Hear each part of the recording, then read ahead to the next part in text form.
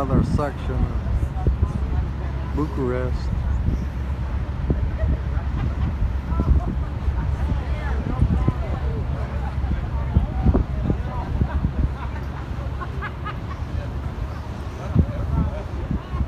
Bucharest at night.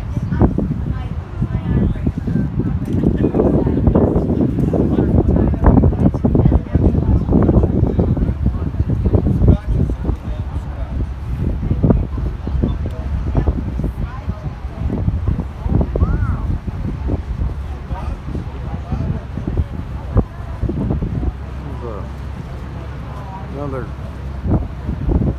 river over here.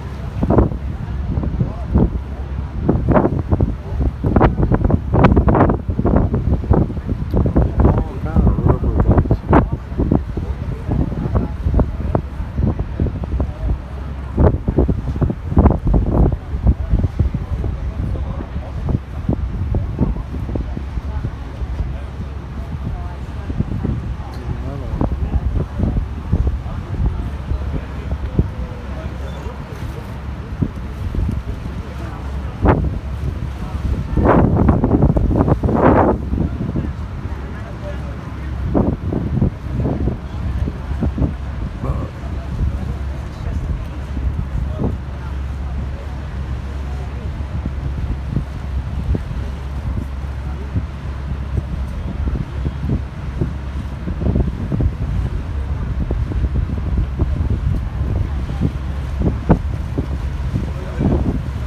See that little boat there? That's probably the one that turned over and grounded those people.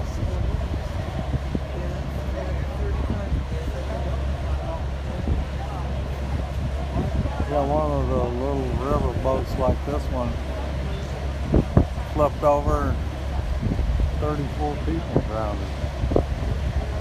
So don't go on a little river boat. Ours holds 150 people. We got bridges about every half a mile.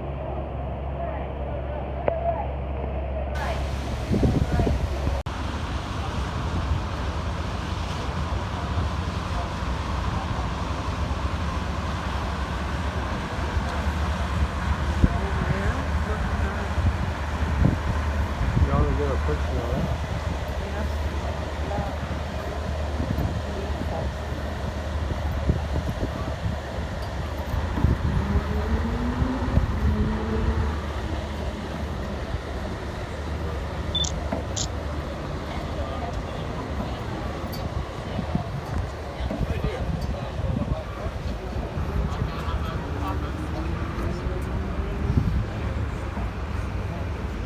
You're all right.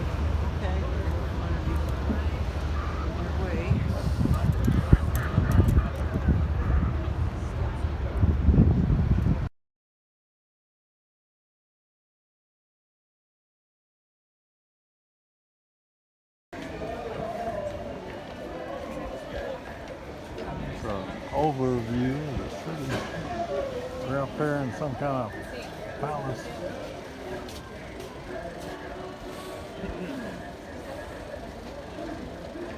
We're in Budapest.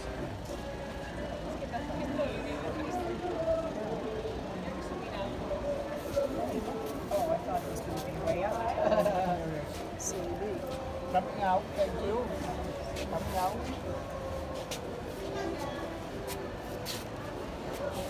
It goes for a long ways, doesn't it? Did you get all the pictures you wanted? Charged me like who knows how much to do a plan. They wouldn't have said, oh, all you need to do is look it up and you can do it yourself online, right? Yeah, I didn't know I could just do that. we're heading for Croatia. It's a little after sunset. I think that's a oil refinery and Smells like you can smell the oil. We're on the bow of the boat.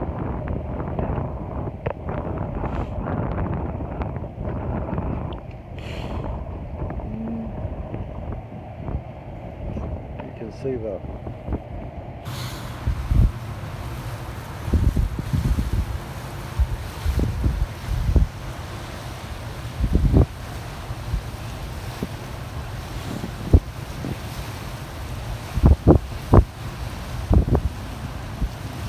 heavily wooded. We just left Budapest, heading for Croatia. We should get there at the border about 5 a.m. in the morning. Then we have to go through customs.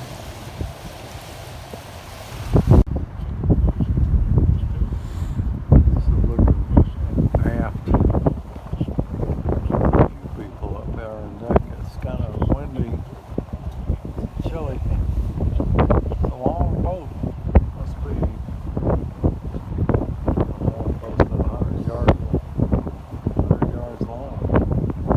It's kind of narrow, but it's long.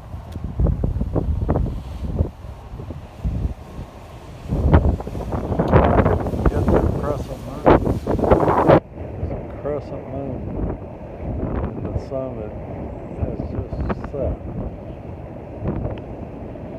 And the moon is waxing. It's not waning, but it's waxing.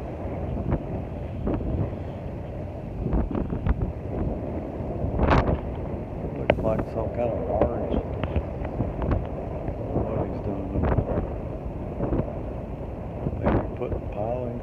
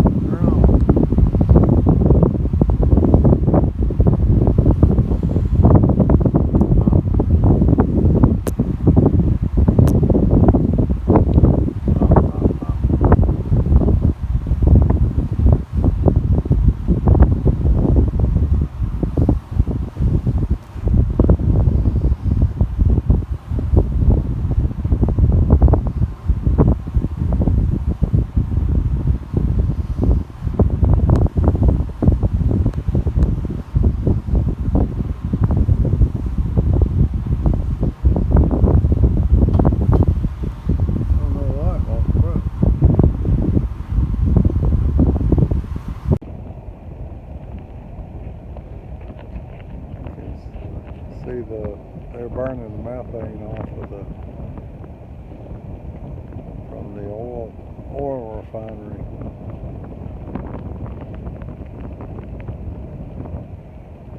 You can see the flame.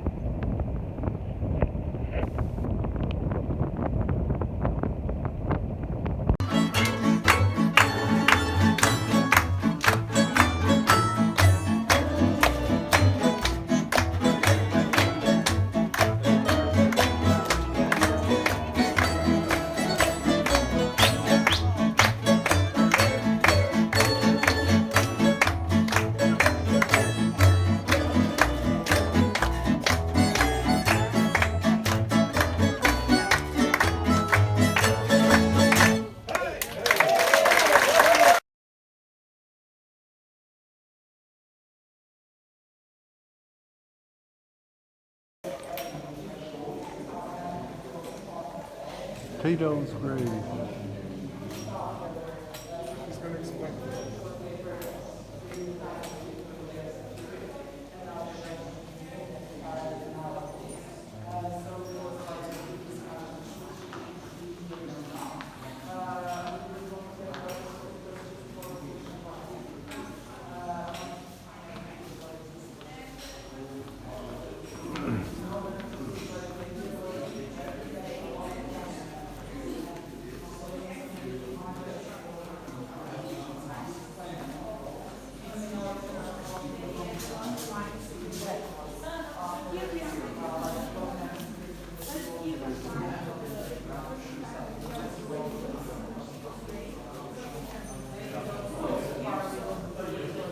He was buried in this house of flowers, they call it. Like a greenhouse.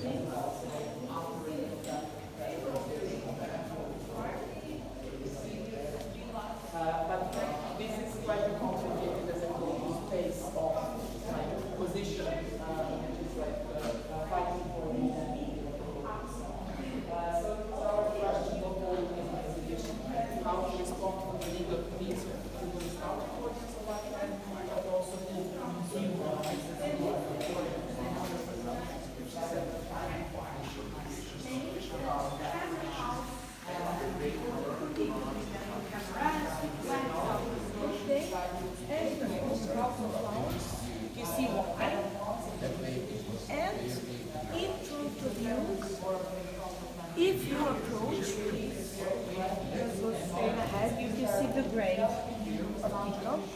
He is buried under this.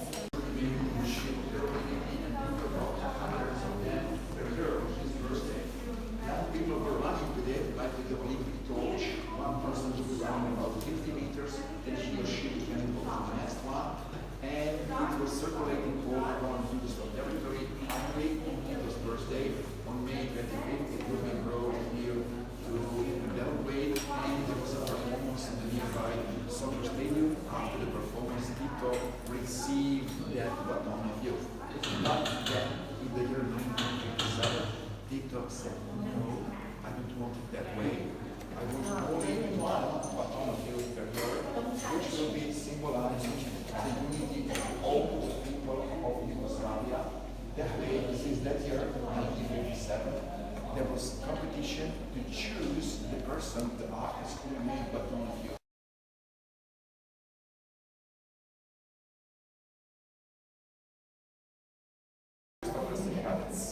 And on one occasion, Tito prepared a little concert from Queen Elizabeth, Queen of Great Britain.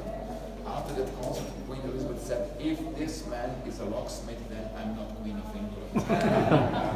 In one occasion, Tito was guest of President Richard Nixon in White House.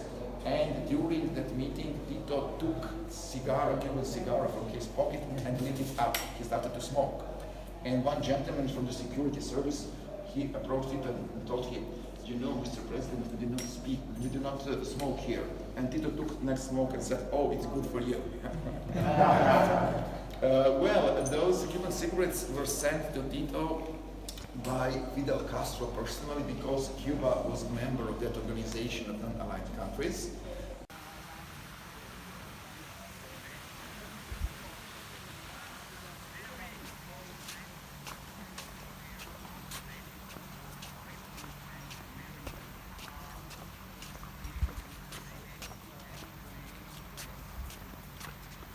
Yeah, affairs with Elizabeth Taylor and Sophia Loren. Plus he had 3 different wives.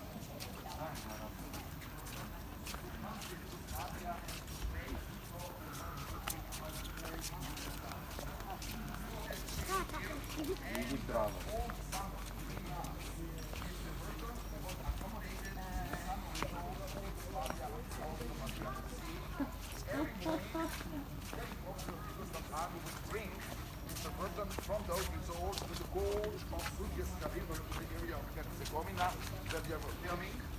All that period, all 3 months, Elizabeth Taylor was guest of Tito, special guest of Tito Archipelago. What 2 of them were doing there for 3 months, we do not know. Maybe they were picking tangerines, who knows? Yeah. And you can find that movie on YouTube if you type there the battle on Sutjeska, or just type Richard Burton Tito, and the movie will appear, and there are subtitles in English language.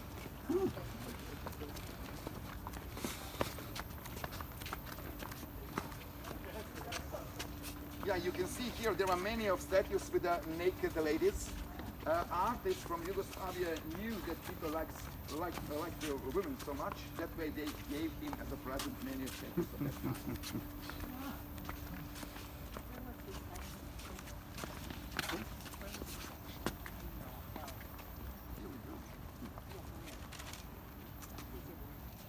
That's Tito there. The ceremony, actually, they started to walk from the federal parliament, the yellow building which you saw there.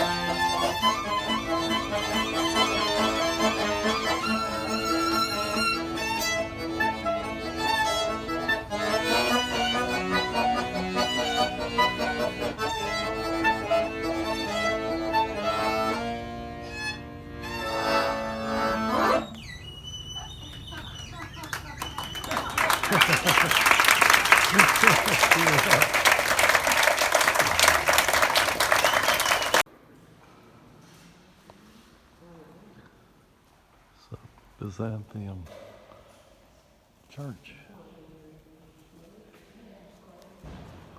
Very ornate.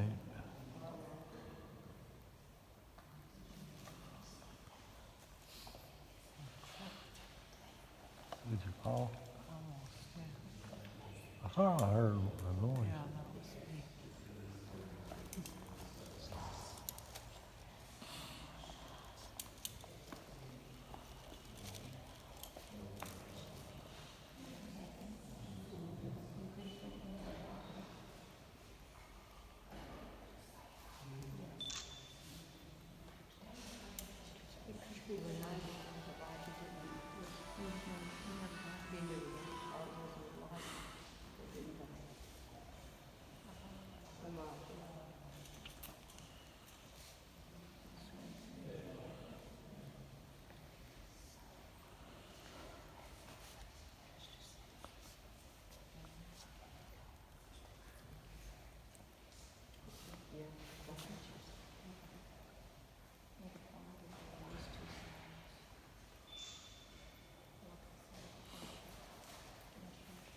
I don't know if the stained glass windows are showing up or not.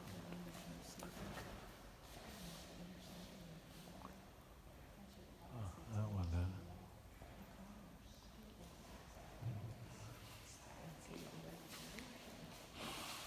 Beautiful stained glass. There.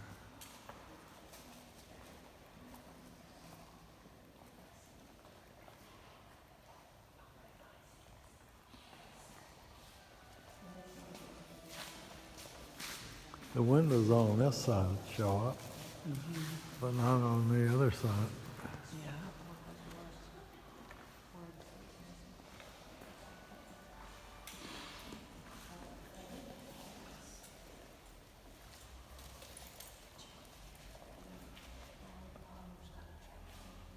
Too much of a glare on this side.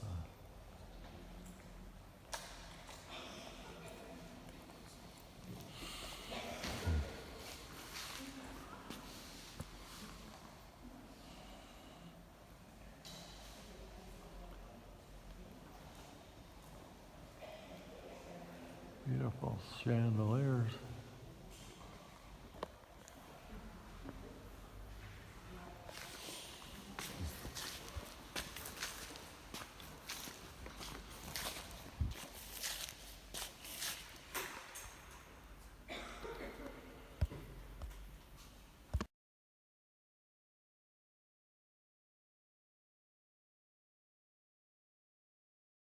Danubology, who is a Danubologist, a Danubist himself, and we scrapped him from the bottom of the Danube. He came all the way here to share his information with us. And of course, most important man, we have our Captain Pavel, who is gonna take us safe and sound through the most beautiful stretch of the Danube. So, basically we are entering now the famous gorge, and before that I would like to ask our Danubist Mihai to tell us a little bit about this river that we are sailing on. Well, ladies and gentlemen, the Danube is one of the mightiest rivers of Europe. It used to be considered for a long time the longest river of Europe, until we finally had to accept the fact that parts of Russia are also in Europe, up to the Ural Mountains. That part of Russia is also in Europe, and therefore the Volga River had to take precedence over the Danube. But even like that, the Danube is probably one of the most impressive rivers in this part of the world. It has a very long voyage coming from the Black Forest in Germany and going all the way to the Black Sea, collecting all the waters in Europe on the southeastern part of the continent. So everything on the southeastern part of the continental divide is drained to the Danube, and all that water is being carried by this mighty river all the way to the Black Sea over a distance of nearly 1,600 miles. Wow, thank you so much, Mihai. You know, I am just a simple fisherman. I was born and raised here on the Danube. So if you would have not been invited to this wonderful radio show, I would have never known this information. And ladies and gentlemen, I also see that there are lots of little boats sailing here around us. And I do know that lately the tourism is booming in this part of Europe, as it is considered to be one of the most beautiful gorges. But I also see that these boats are all heading to the same direction. And I learned that there is a massive tourist attraction here, something really, really special. Alex, our local ghost, could you be able to tell us a bit more about that? Dear Melinda, thank you for having me on board. I was haunting this area for more than 2,000 years. I was getting a little bit bored here, but it's very nice that you brought me this nice mighty ship, the Dodger, so I can haunt it today a little bit. And we are passing by a cave system. Actually, this cave system, I'm quite familiar with it. We are sharing it in the evening with the bats in the area. And the caves are quite famous. Some of these caves were even used by some of the Romanians in the colonist years to pass through the mountains to get to the Danube and eventually pass to the other side. We are between two mountain chains, and the most famous cave 1,000 years ago, they decided to conquer this land of the Dacians, and under the famous Roman Emperor Trajan, who was a very ambitious leader who wanted to expand the empire, they fought two wars with the Dacians. First war lasted for 3 years, and second war lasted for 2 years. And finally, in the year 106 AD, they managed to conquer this land north of the Danube, the land of Dacia, and it became a Roman province. So the Romans were the one who conquered. To your left-hand side, because in a few moments we are going to come face to face to the legendary leader of the Dacians, the legendary enemy of the Roman Empire, Decebalus, the leader of the Dacian tribes, who defied the Romans for such a long time that eventually the mightiest Roman Emperor Trajan had to build a road through the Iron Gate Gorge, had to build the biggest bridge in the ancient world with the aim to conquer the Dacians and its leader, Decebalus, whose face you are going to see carved in the rock. It's the highest sculpture in Europe, but since Alex was fighting actually against Decebalus, I'm going to hand the microphone to him. Yes, indeed, I remember the mighty King Decebalus. If you look on the left-hand side, we can see two eyes, a nose, a mouth, right on the side of the mountain here. This was the fearful leader of the Dacians that were here 2,000 years ago, and he actually fought with the Romans. And at the end of the last war in 106 AD, in order to avoid being captured by the Romans, he actually committed suicide. Now, this statue has a very interesting It has a very interesting history because it was actually made quite early in our history. In 1994, they started. Get the captain in there driving the boat. A historian and businessman by the name Josip Constantin Dragan, and he was the one who actually funded this project. They started in '94 with a team of 12 sculptors, and they drilled their way through the side of the mountain, and they worked for 10 years, these 12 sculptures, to finish it. In 2004, it was finished, and actually it is the biggest carving on the side of the mountain in Europe. We actually spent about $1 million per ton to... You can still make out the engraving, original engraving in Latin, but I am going to translate to English so you know what it actually says. It says, Emperor Caesar, son of the divine Nerva, Nerva Trajan, the Augustus, Germanicus, Pontifex Maximus, invested for the 4th time as tribune, father of the fatherland, council for the 3rd time, excavating mountain rocks and using wood beams, has made this road. What can I tell you? I do remember that I met once Trajan during my years as a human, and I can tell you that he was quite a bit full of himself with all of these titles. And this was actually the only thing that reminds us of this great feat of engineering. There is one more. Gotta wait till the resets. I'll get a video of it.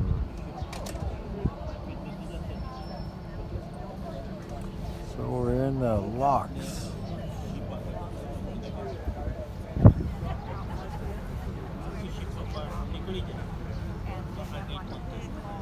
It lowers us down from the lake to the river, it's like a 90-foot drop.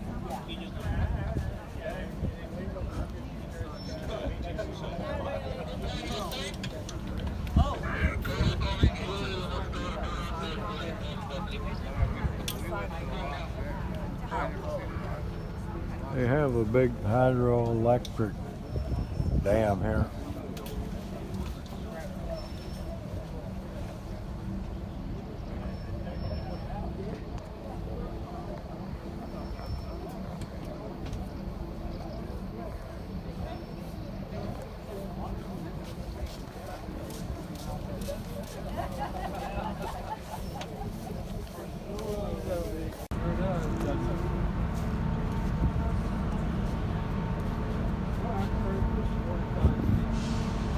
So the lock, they drained the water all the way down. Now the gate's dropping down. And when it gets down a little lower, we can go.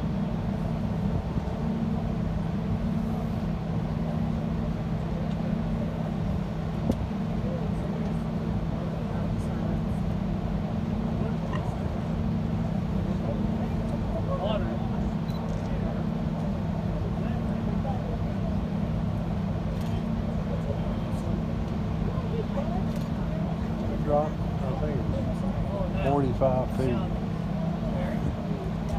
And then later in the night we'll drop down, go through another lock around 9 o'clock tonight.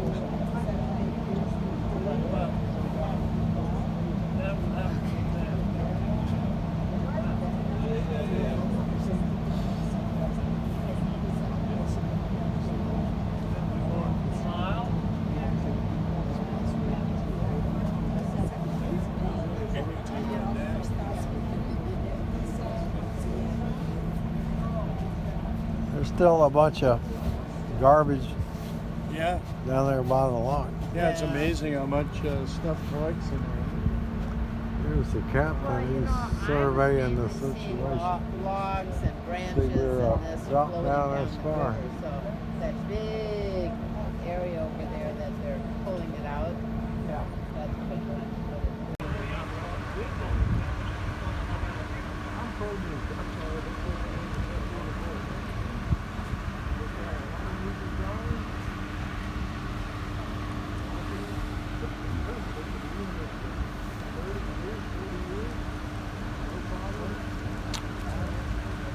It's a hydroelectric park over there in the middle, I guess.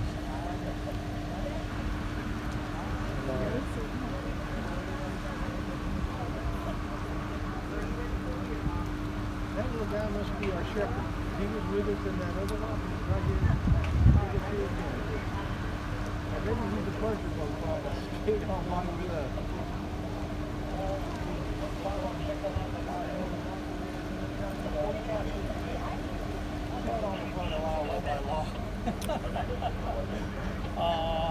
What? Well, it took about an hour on the last one.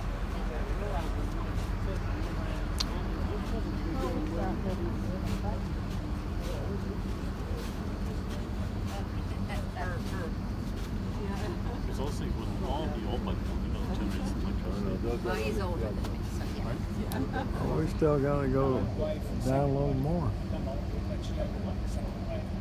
Well, they weren't unmarried, they were married. Definitely no, yeah.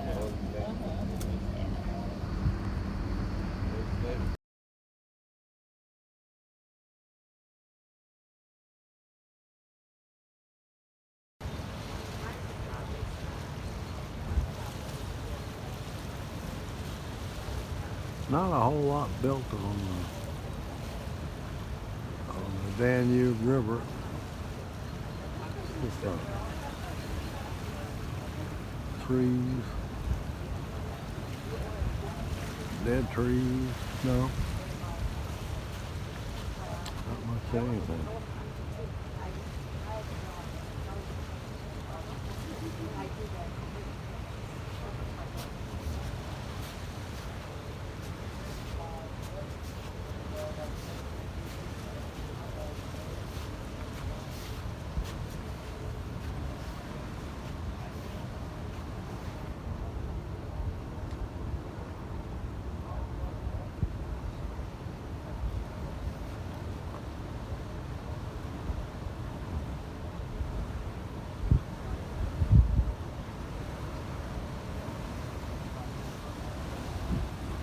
occasionally see a barge go by, but that's about it.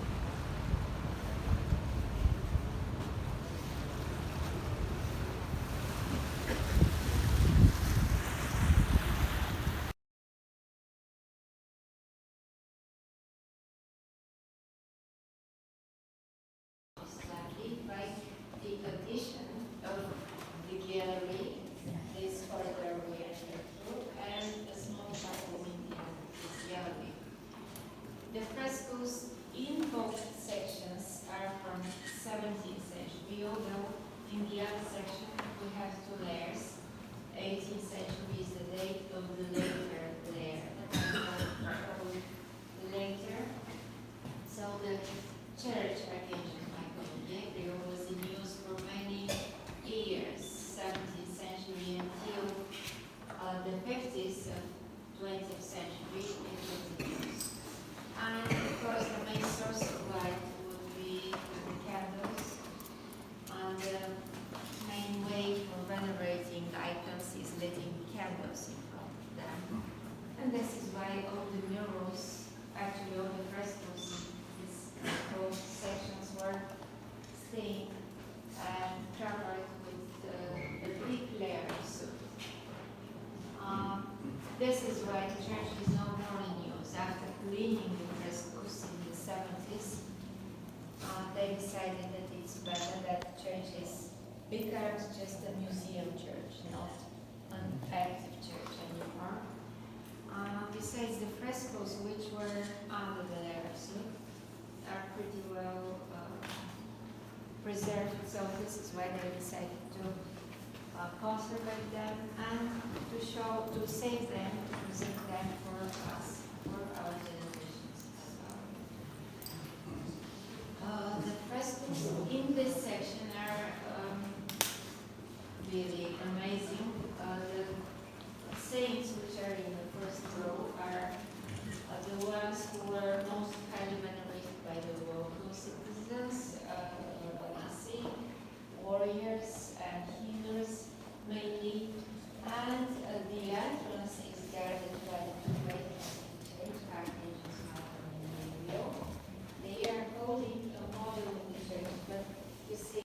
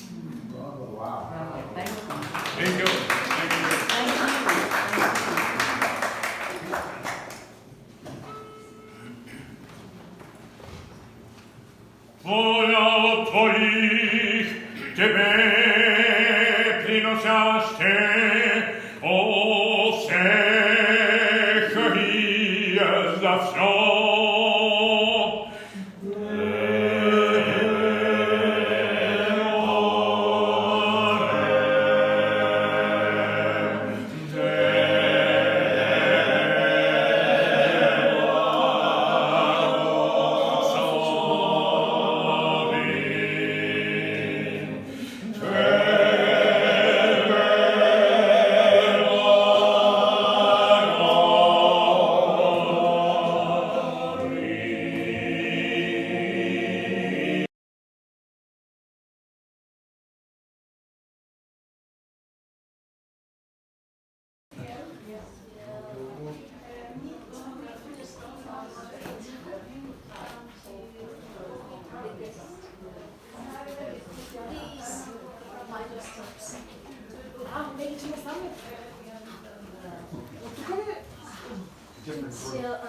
this is another one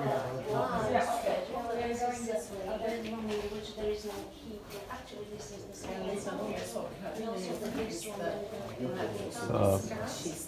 Turkish decor in there.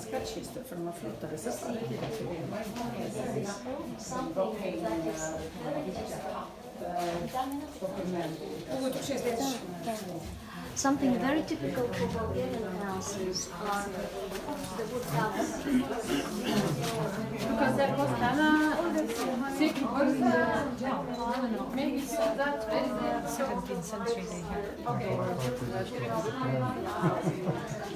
That's what it looks like. Let's meet here.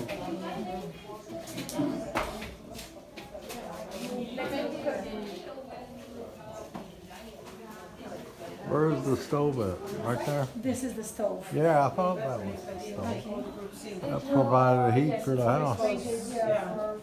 And if something happens, what do you do when something happens? It's impossible to get all of this in here. It will take a couple of minutes and then we kommer då in i sovrummet. Sorry. Please. This house has indoor staircase. Once you enter behind me into the kitchen area, to the right you will see the beginning of this wooden staircase that was used in the morning by the servants to come quietly up here in the kitchen, prepare the food and leave it. In the other stove you will see that besides the two openings where they cook, there is another one on top where they would put the ready-made stew or soup in the earthenware to keep it warm until people, the family was ready for lunch. And you saw the bed in the bedroom. Yeah. Quite big. Well, this was a communal bedroom. All the children who back then were 6, 8, 10, 12. The father and mother, the grandma and grandpa slept in bed. Let me tell you something about the night, that evening time. For supper, the children were given porridge, bread, salt, and wine. So they were healthy, have strong immune system, but also sleep during the night. And I mentioned that the merchant hid his wealth in the cellar of the house. Actually, these cellars were also like, they had food stored there. Some of them had wells in them with water, or water was stored there. So when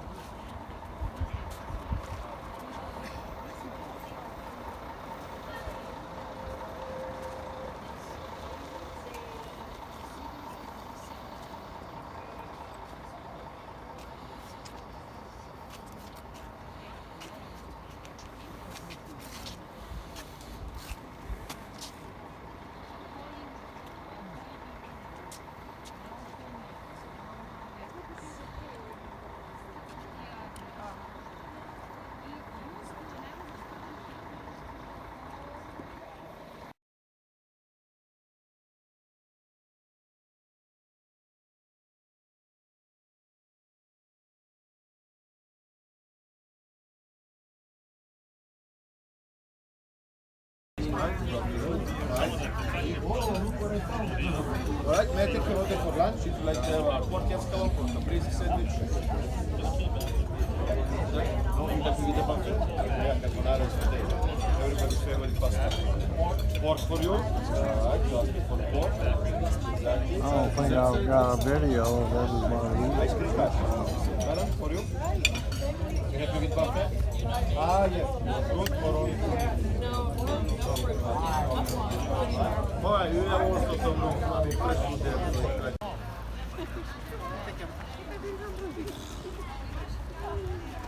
The casino at the Black Sea. Here's the Black Sea.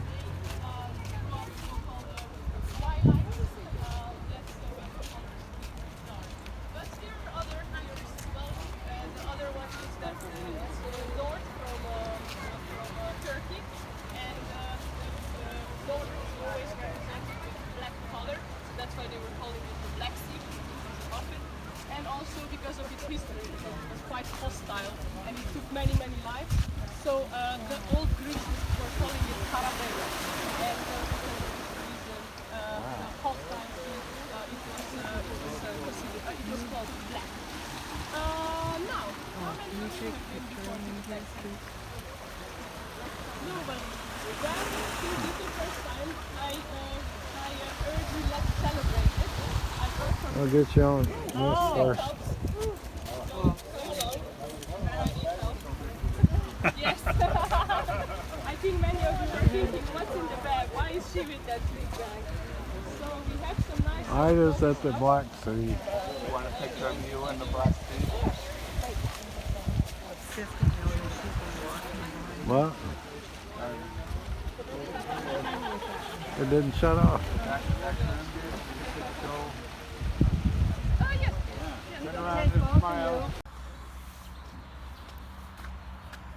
This is a village of homes that were transported in from all over Romania to show you how the people used to live. It's like a heritage village, I'd say.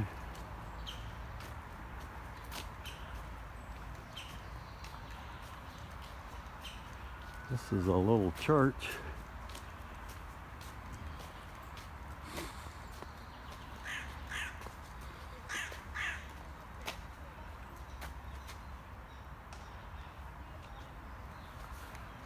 And this is I don't know.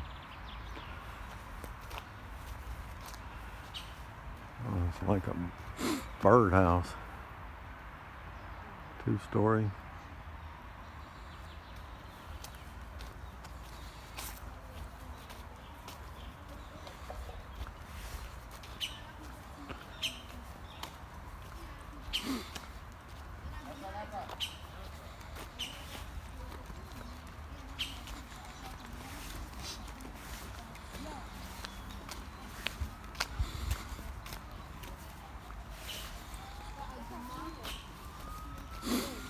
This house was mainly underground. They couldn't build a house any higher than a man sitting on a horse. They wanted a low profile so the barbarians couldn't spot their houses, attack them. It's a pretty big house underneath. Here's what it looks like. Like 3 rooms and strange.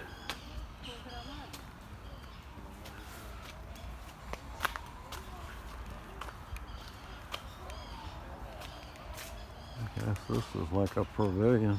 Who knows? It's hard to read the writing around here.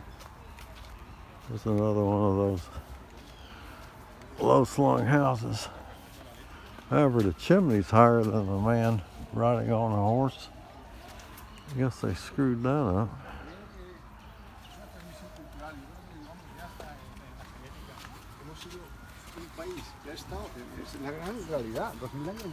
It's like the same indoor pictures there. Well, this is a snack shop where you can get a cold drink or a coffee.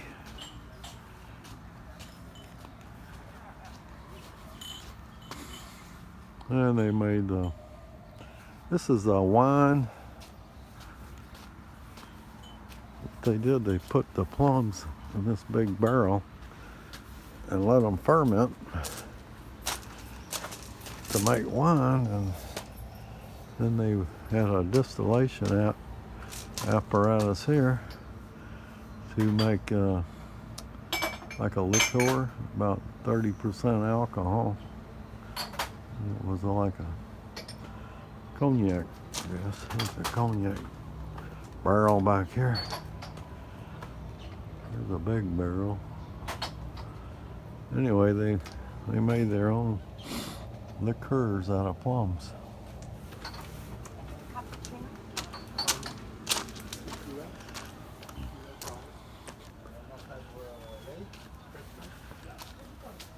This is in Romania, in Bucharest.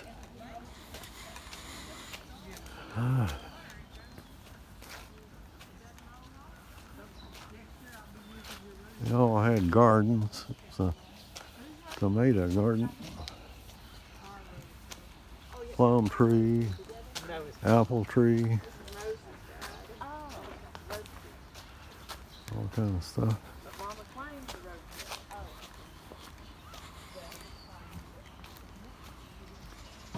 Oh, the watermills, some of them, I guess, were built on the river banks. They'd have the water mills. Maybe those were where they ground this wheat. The mills, I'd say. There's plums all over the ground. Plums everywhere. And they made their liquor. They also dilute it and make like a lemonade with alcohol in it. Oh, here's a windmill right next to this plum tree. That's to grind stuff up with wind power.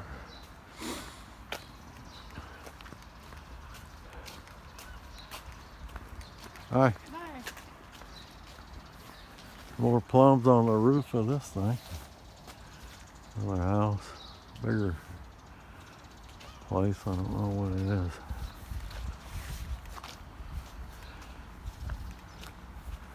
The guy just gave us a brief overview and then set us out exploring on our own. Another little windmill place.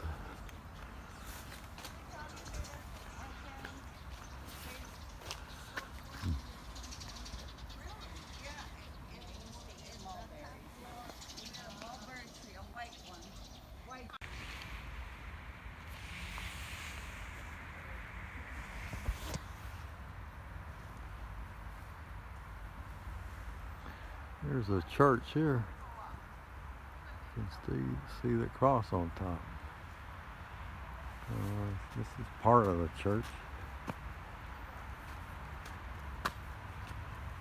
And, anyway, they ship these old buildings in from all over Romania to show you how the people lived. Look at the tongue and groove woodwork there.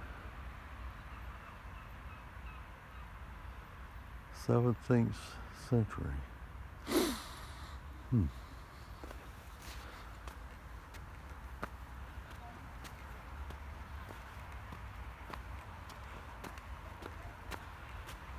That's about 300-year-old building.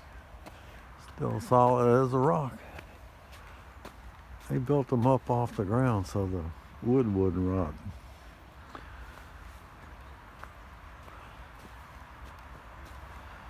Of course, they all have wood slats for roofs.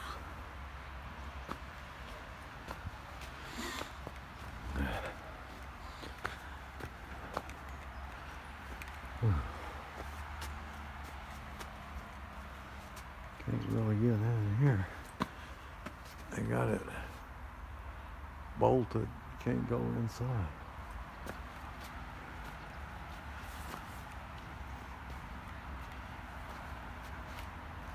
Well, here's what it looks like on the inside. They have these mosaics on the wall.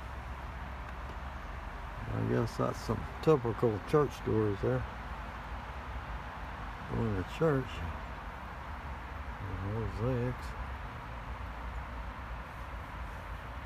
Yeah, it was built in 1773.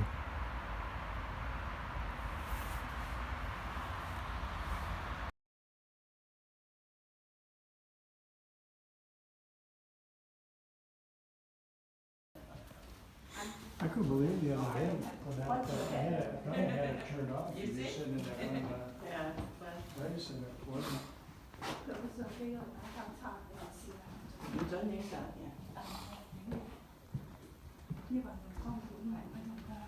No, thầy trình mẫu con của hàng chuẩn định xí và tí dành đấy nữa.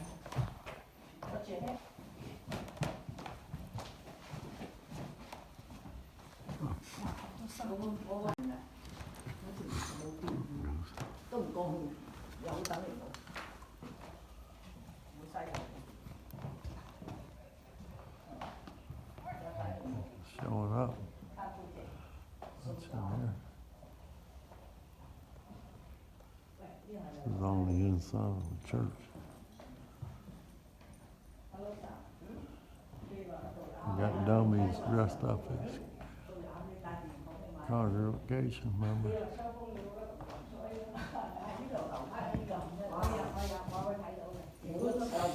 No flash, please. Okay. We got paintings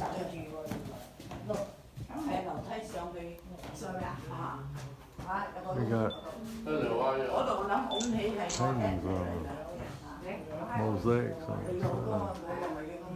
I don't know if they'll show up or not.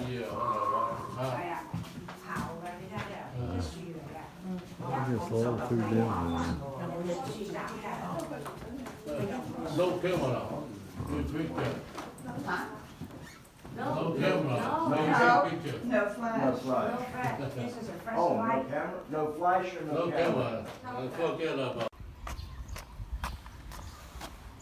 This is the outside of the church I was just in. Got a tall spire. Look. Goes way up. It's got more roof than it does space for the congregation.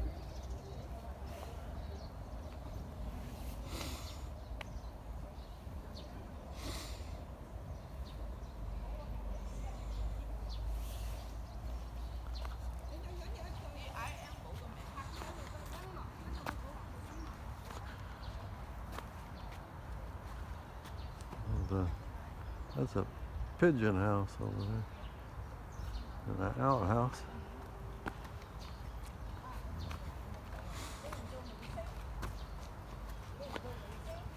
You get the details on this church on the side here. That's what it actually looks like. I couldn't really film it. It's got a lot of hand-painted murals on the walls. 1722.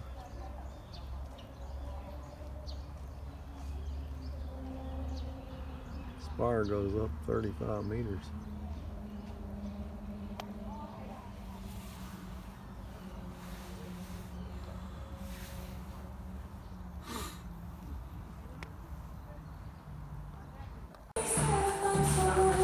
Crust is nice and crispy. Pizza Hut and Bucharest. It's not like any Pizza Hut you've ever seen. I was dishing it up. Yes. Looks good. Can you imagine a Pizza Hut like this in the States? Like a fancy restaurant. They're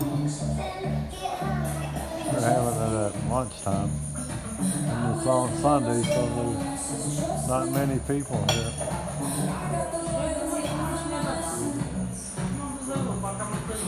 Most of the people here are in the booth.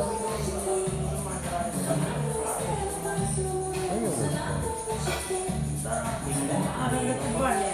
Home of the original pan pizza.